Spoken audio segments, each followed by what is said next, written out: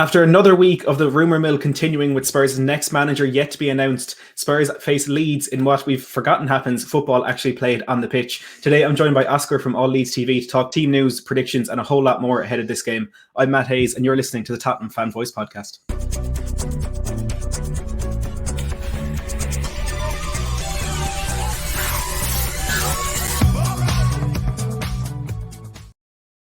Hello and welcome back to Matt Hayes' Tottenham Blog and to the Tottenham Fan Voice podcast, brought to you by the Sports Social Podcast Network, the UK's only dedicated sports podcast network. Join the team or find the next show you love at www.sport-social.co.uk. But look, enough of that stuff. Let's bring in Oscar from All Leeds TV. Oscar, absolute pleasure to have you on today. How are you getting on? I'm doing good, mate. I'm doing good. I pretend I didn't see the team news going into this game in terms of injury, our injury crisis, which is upon us yet again. But yeah, I'm doing good, mate. I'm doing good. It's a strange time really to be a Leeds fan because obviously the last couple of seasons, this time of the season has been really dramatic for us. You know, if we've had heartbreak, we've had absolute glory. So it's just interesting, really, the last four games. There's not a lot rising on it for us now. You know, there were slight hopes of Europe. They're completely disappeared now. There's no chance of that. So yeah, not much pressure to be honest, mate. I feel good going into this. It's going to be a really tough game, but I just hope we can express ourselves. That's all I'm hoping for. I think that's a big fear for Spurs, the fact that Leeds are going into this game with not much pressure, not much riding on it, just going out and enjoying the last few games of the season. But look, you mentioned team news there. And before we get on to the Leeds one, at the time of recording, there's no team news out for Spurs yet. But from our last game, Ben Davies is the only confirmed absentee. He's been out for about 7 weeks now with an ankle injury. I don't think there are any fresh injury concerns, but I'll put down I'll pin a comment saying if there's anything updated since we've recorded. But Oscar, you've touched on it there. The Leeds team news, it's not good, is it? No, it's if ever there was two players who you don't want missing, it is Calvin Phillips and Rafinha, because you saw what happened last week against Brighton. Brighton completely pressed us off the pitch. They outpassed us. They outmaneuvered us. They created numerous opportunities. We just didn't have any kind of cutting edge to us without Rafinha on the pitch. We had no kind of magic.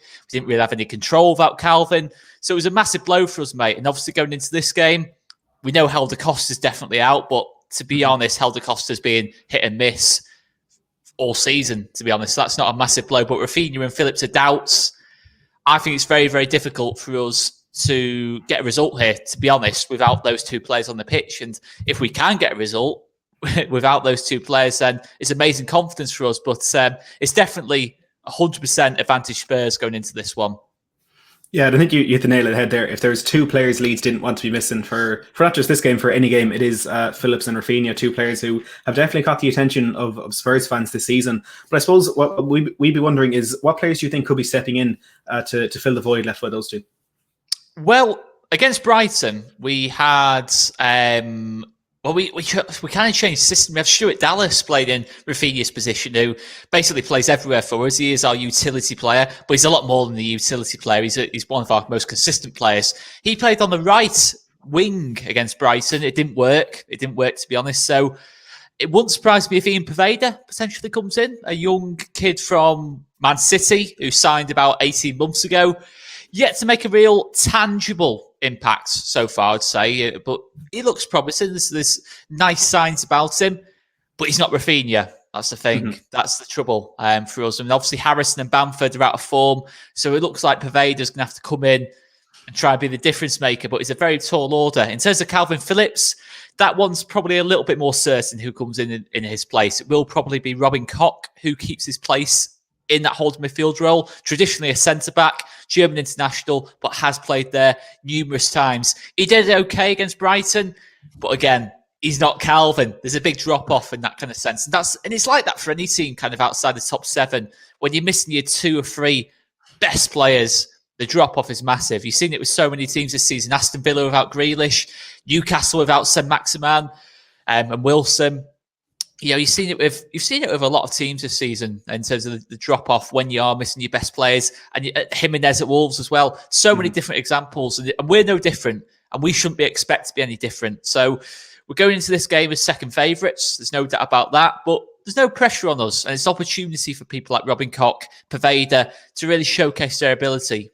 And that's something, I guess, if you're looking positive at it, to look forward to. But there's a lot of holes in the team at the minute. There's a lot of players out of form. it's only really defensively where we look solid at this moment in time, to be honest. Yeah, and the point you just made there was what I was going to bring up with the likes of Ian Poveda potentially stepping into play. It's a chance for him to prove himself. Like you said earlier, there's not much pressure. It's kind of a free hit for Leeds, and Poveda coming in, lacking that pressure, can kind of express himself a bit more and really show what he is made of, which is a bit of a concern for Spurs with the way our defence has been. Even Sergio Reguilon on poor form in the last couple of months. But just to touch on Stuart Dallas there, any Spurs fans who don't know him, I would describe him as the Leeds' answer to James Milner. I know, of course, Milner played with Leeds, but in this season, he can play anywhere, and when he does play there, he certainly does a very good job of it. But what I wanted to talk about as well was Leeds' form. Now, your recent games certainly haven't been easy. You played the likes of Man City, Chelsea, Liverpool in recent weeks, but I think the form you've been on to some extent is kind of the same as what you've seen all season. It's just so inconsistent, and you never really know what Leeds team you're going to get. And you went out a run of 3 victories, away to Fulham, at home to Sheffield United, then of course away to Manchester City. Since then, you're without a win in 3, drawing with Liverpool and United, and then, as you mentioned, losing to Brighton. Do you think we're in a position where you just can't look at Leeds' recent form in terms of predicting a game, because you never know which Leeds is going to show up?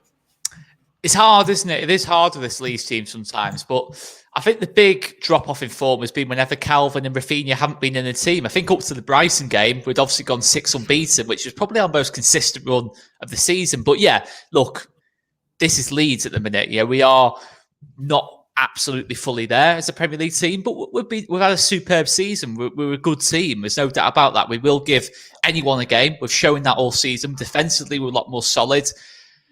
We've tightened up the midfield a little bit. Yes, it's lacking a bit of creativity maybe. But yeah, it's just the nature of what we are, a newly promoted club. We are going to have the odd disappointing result against Brighton. It might sound a bit deluded, this, but I don't think we lose that Brighton game with Rafinha on the pitch or Phillips on the pitch. I think it makes it a lot more difficult for Brighton, to try and press us and kind of suffocate us to an extent and play. Brighton kind of did what we do to teams, if that makes sense. It was difficult, when you're on the receiving end of it, in terms of suffocating the opposition and that lot, and that's what 100% what Brighton did to us. But in other games, against the top teams, City, Liverpool, Manchester United, we've been competitive, and we've been good credit for our the results we got. It's not like we've been really lucky. Melié's pulled out wonder saves and kept us in the games. We have actually more than matched these teams. We have really matched them. Obviously, City, we went down to 10 men. We had to change approach a little bit. And I do expect it to be tighter than the first game, unless you score early. I think if you score early, we're in a bit of bother then, because obviously you've got Son, Bale, Kane on the counter. A bit like that game in January when you got that early goal, it kind of killed our momentum. So I do think it'll be tighter, because I think we've tightened up as a team. I think we give less space in behind.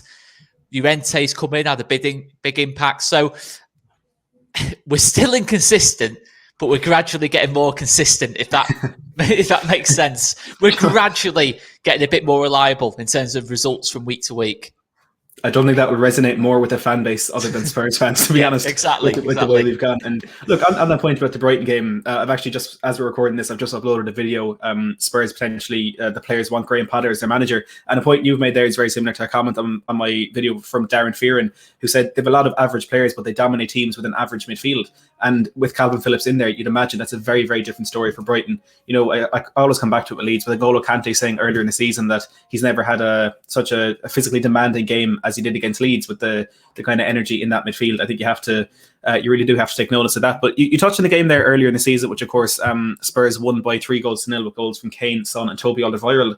But in the build-up to that game, I did video with you, and I did on your channel with Joe as well. And I know Joe was saying this, I'm not sure if you were to the same extent, but he was saying even in the weeks and months building up to that, the game against Spurs was the one that he feared because of the way we played and how that could kind of work against how Leeds play. Given how much has changed since that game in January, is that fear still there from the Leeds fan base, or are you looking at this as unbeaten against the traditional big six sides at home, that freedom Spurs' decline in form or loss of manager? Are you more confident coming into this game? It's a hard one, because obviously Marrio getting sacked, I'll be honest, I was probably more confident with Mourinho in charge, because obviously the way Tottenham have dropped off since we last played, obviously you weren't really getting the maximum out of the attacking talent. I think obviously Son and Kane both dropped off a little bit in terms of the goals per game and that lot, and there wasn't really any other goal sources. I think obviously Bale's come in now since Mason's took charge. He's kicked on again. He looks like the old Gareth Bale to an extent. He looks, and that's such a threat. It is Bale, Son, Kane that I'm looking at and thinking, dearie me, that is going to be a really, really tough battle stopping them. So it'll be a different game, because I think obviously under Mason, I saw a bit of your game against Sheffield United. It was pretty clear they were looking to press and play more on the front foot. You were creating more chances. You were letting Son, as I said, Son, Bale, Kane have a little bit more freedom to express themselves. You saw the goals you scored in that Sheffield United game, and that's the quality you've got. So that's a big worry. We could be absolutely superb defensively in this game. We could be fantastic for 90 minutes. But with these kind of players, that front three, there's nothing you can do. If they're on it, there's absolutely nothing we can do. Because for me, at this moment in time, obviously you talk about Salah, Firmino, Mane, obviously City with Mahrez, the false nine, and Foden and that lot. I still think actually this Spurs front three is probably the one you look at and think, if you want a front three to get your goals, this is it. This is probably the best for me, and I would genuinely say that. I think from that point of view, that's why Tottenham are still in that top four hunt for me in terms of the form of those players. So it's going to be really, really difficult. You have got so many game changers on that pitch. Højbjerg's a player I like a lot. To be honest, I do like him a lot. I thought he really took control of the game early on at White Hart Lane earlier in the season. I think he was superb in that game. I think Winks played alongside him, wasn't quite as impressive, but Lo Celso, it sounds like we'll probably play alongside Højbjerg based on what he did against Sheffield United. So that's a more creative midfield, and it's a more front foot team. But with that, hopefully we'll get chances going the other way. But of course, we've got Rafinha and that lot missing. So I'll be honest, mate, I don't know what we're going to get here. It honestly wouldn't surprise me if Tottenham absolutely thrash us like he did Sheffield United. It wouldn't surprise me if it's a close game, it's a 0-0, if it's a 3-3. I do not know what's going to happen here. I think obviously went into that Man United game, the Liverpool game, City game with a reasonable idea about what was going to happen. This one is the unknown. Mason is his fourth game in charge. Yeah. He's still trying to suss out this team a little bit. Obviously, good start so far. It's very difficult to tell you what's going to happen, but I will say my confidence going into this game is less than what it would have been had Mourinho still been in charge, personally. Well, look, that's good to hear. If a team is afraid to play us, I'll always take that. And look, you touched there on the Spurs front three, which is, again, always good to hear someone praising us like that. We'll get your thoughts on Spurs a bit more in a second, but you mentioned there, it's just so unpredictable. That game against Manchester United a couple of weeks ago, I looked at that game, and if someone had said to me, pick one result that will not come out of that game, I would have said 0-0. Because you're looking at two of the teams with the highest scoring games for the entire season. I think, was it in Europe's top 5 leagues? Definitely in the Premier League, but potentially even more than that. For that game to finish 0-0. I think it was 80 goals both teams have been involved in already this season. It was something crazy like that. That's baffling, like how something like that can happen. It really is. And I was speaking to a Spurs fan at work the other day, and I said, if someone had said to me right now the game on Saturday was going to finish 4-0, I would have believed you whatever way you said it was going to go, because of the way these two teams have been so unpredictable. I'm not going to sit here and predict a 4-0 defeat for Spurs, but honestly, anything can happen. I think this is the beauty of football, and this is why this game on Saturday is going to be so outstanding. But look, if we can't predict it, I don't think we're going to go in too much into score predictions, but I want to get your thoughts on the season for Leeds. A newly promoted side. It's been such a long wait for you getting back into the Premier League. You've had a few close calls and finally got there with Marcelo Bielsa turning so much around. You've had, I would say, more than a comfortable season. Like you said, you were in the hunt for Europe. Is there any kind of worries or anything that you're upset about this season, or has it just been a fantastic journey being back in the big time? It's been an amazing journey. Obviously, there's been the odd disappointing result. Obviously, the Man United 6-2, a couple of thrashings early in the season, but they've become less and less and less as the season's gone on. We've developed, we've learned. I think we've grown as the season's gone on. Maybe it's been a little bit less easy on the eye second half of the season, but still good. Still very, very good in that respect, but not quite as breathtaking as it was in the first half of the season. I mean, the amount of goals in our games was just incredible up until like the turn of the year. It was incredible. I think it's almost like we were averaging like 4 or 5 goals in our games kind of thing at the start of the season. It was just, it was chaos. It was absolute chaos at the start of the season. But when it went your way, my word, it was lovely to see. But yeah, I think we've grown as the season's gone on. I think we've had tough moments, but I think it's been a superb season. The new signings have been a big hit. Obviously, Rafinha's come in, Robin Kopp's come in, Llorente. They've had a good impact on the team. Certainly, Rafinha, Melier's adapted to the league very, very well. A lot of the players who were stars of last season, Ayling, Harrison, Bamford, KP, Calvin Phillips, they've all adapted to the league fine. There's been 1 or 2 players who have been a little bit disappointed by in terms of not quite getting to this level. And yeah, I still think there's a lot of work to do in the summer. If we want to kick on or even equal what we've done this season, because that's not easy. Finishing in the top half in this league is not an easy achievement. You see a lot of teams finish one season in there and then drop away again. So we've just got to make sure that's not us. Is that a dig at Sheffield United? Well, it is, but it wasn't intentionally. It actually wasn't. I was thinking Sheffield United, Burnley a couple of years back, Wolves this season. It's so easy to slip back down, and all of a sudden you need wins to stay in the league. So, no, it's going to be interesting next season. I'm really excited for this summer because obviously the calibre of signing we can now target.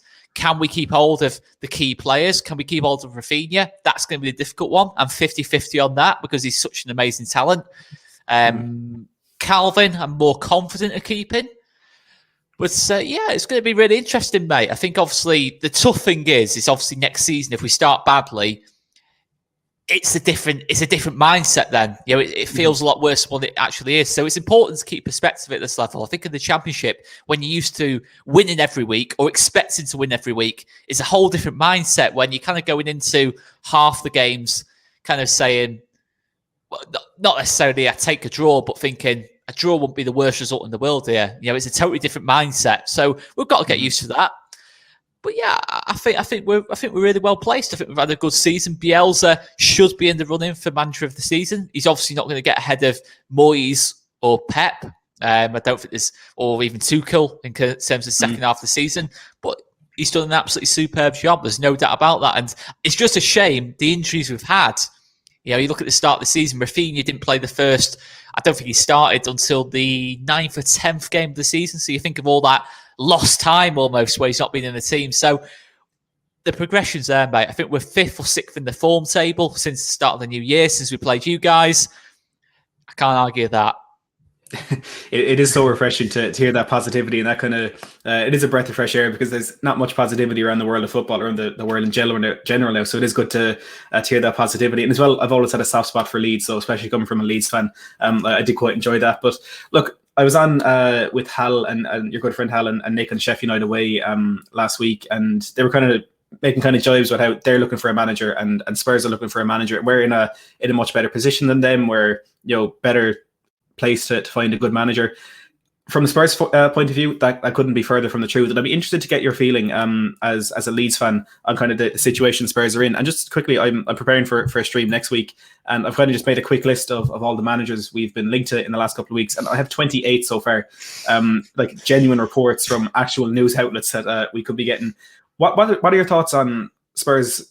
Like, obviously, I don't want to like a half an hour answer, but like general Spurs, how would you look at them from an outside point of view right now? It's a hard one, isn't it? Because I think the big thing with Spurs is the elephant in the room is Kane and Son and Bale, to an extent, the way Bale's playing, if he keeps up this hunger, because we all know Gareth Bale is going to be absolutely superb at the Euros for Wales. We all know what's going to happen. He's not going to turn up for Wales at the Euros. He's just warming up really well. So the interesting thing is what happens to those three players? Certainly Son and Kane, in terms of they're at the peak now for me, in terms of age-wise. You've got to keep hold of them, or at least keep hold of one and spend the money wisely on the other. When you saw Gareth Bale leave in the past and other big players like that, Kyle Walker left a couple of years back as well, but you got big money for Kyle Walker, and I can't remember you spending that money particularly well. There'll be other examples as well that I'm not thinking off the top of my head, but there will be other examples, and that's what it's all about now. It's it's establishing what Spurs want to be. Obviously, I've seen Ralph Ragnick linked as well with the job. That's an interesting one because obviously I'd imagine he will want complete control with his background in terms of it'll be different to how the club's run at this moment in time. I think he would be more demanding than the Pochettino. It'd probably be like managing it won't quite be as bad as having to deal with Jose Mourinho kind of day-to-day complaining about things, but it would be different. So it'd be interesting. It depends what Spurs want to be. I think obviously you look at Mason, you've seen the last couple of years, to be fair, the top clubs that people like Ryan Mason getting opportunities. Obviously Solskjaer at Man United, Lampard at Chelsea, even Gerrard's been lit with Liverpool in a couple of years' time. You've seen this becoming quite a big trend. Arteta at Arsenal. It'd be interesting if Mason does get Tottenham into the top 4 and you're looking at the options on the table. Obviously, Ten Hag is probably the one that makes the most sense in terms of style of football, getting the best out of Ndombele, Son, Kane, playing a bit more of an expressive style of football, bringing through the young players, getting a identity about the club, because Tottenham aren't going to spend the way out of this. Not going to be a Man City, not going to be a Man United. That's not what Daniel Levy does. And that's part of why I think you're totally right to want ENIC out, because the ambition in terms of getting the very best in terms of talent and that, look, getting the very best in terms of players, I'm not sure is there at the minute, to be quite honest, from an outsider looking in. So I can understand the frustration. But yeah, it's a hard one, because if Mason did get Tottenham into the top 4 and your other options are people like, I'd be like Graham Potter and that lot, people who you think, yeah, they could do a job, but you're probably just best off sticking with Mason. If he does a decent job and he knows the club is a short-term option, you might get a season out of him. Who knows? It's interesting. It is really interesting. I think obviously so many different kind of names in that lot being mentioned, but I think there's only really one or two, Ten Hag, Rodgers, who are really, I was looking at them thinking they could get Tottenham into the top 4 with the current kind of situation Tottenham are in terms of budget, like next season kind of thing. So it's interesting. I don't think you'll get a Rodgers, to be honest, because obviously you look at what Leicester are building. They just got into the top 4. It is a risk. It is a risk for someone like a Brendan Rodgers or a Ten Hag, because let's be honest, Daniel Levy doesn't give managers a lot of time. He even found a way to sack Pochettino. And you look what Pochettino did at the club. Harry Redknapp went, Jose Mourinho went, Villas-Boas. He's gone through a lot of managers as Daniel Levy. So it will be interesting. And I think that will make it difficult for Tottenham to attract the very best in terms of manager and the very best in terms of players, and ultimately keep Son and Kane in the project. Well, look, Oscar, that's a really interesting take on the entire situation. So thank you for that. It is, again, from an outside point of view, really interesting to hear. And I agree with a lot of what you said there. And one thing I haven't really thought of, what you brought up, is if it is going to be the likes of Graham Potter or Scott Parker that we're bringing in, we might as well stick with Ryan Mason. And that is, again, a very interesting take. And Ryan Mason's as proven as those managers, really. I mean, Graham Potter and Scott Parker. I mean, yes, Scott Parker got a promotion. Graham Potter's done okay this season. But really, it's not a big difference to me. You might as well stick with the manager who knows the players, who knows the young players, who's still up and coming and gets the club a little bit. And I think that's what Tottenham need now, in terms of, he's got the Pochettinos about him, hasn't he, Mason, in terms of the way he's set Tottenham up so far. He's set them up he's got an idea of what he wants. He's not just gone into the job and thought, just try and get a couple of results here. There's actually definitely an identity there about what he's trying to do. So it'd be interesting.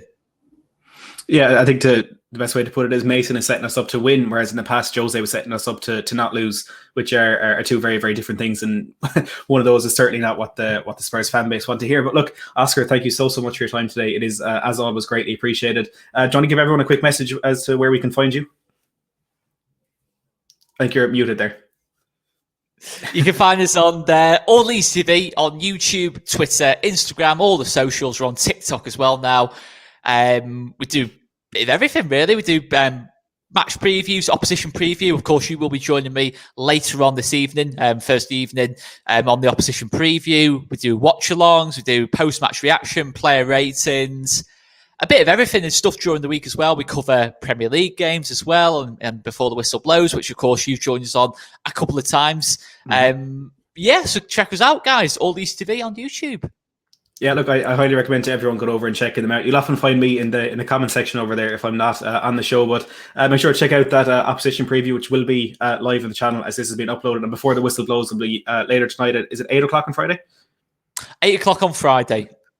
Everyone, make sure to go over and check that out. Oscar, again, thank you so much for your time today. Everyone here, I'm sure you know what you're getting at this stage, but make sure to smash that subscribe button for the Tottenham Managerial Pursuit playlist, which is getting new videos every single day at this stage. Tottenham Hotspur Transfer Talk series, more of the Tottenham Fan Voice podcast, and Tottenham Watch-alongs. Make sure to smash a like in the video on your way out as well. It really helps us push this video out to more and more people. And as always, thanks for watching.